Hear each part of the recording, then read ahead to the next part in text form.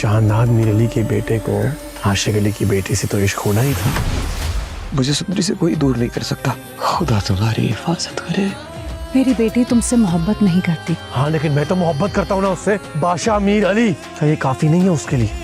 Drama serial गुलाम बादशाह सुंदरी किस्त number 33 आने वाली है। देखते हैं इस किस्त में क्या होता है। गुलाम सुंदरी को लेकर जाने में कामयाब हो सकता है या नहीं।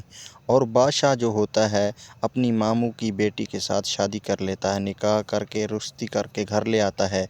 घर आता है, साथ देखता है, कहता है मैं सुंदरी को देखना चाह रहा हूँ।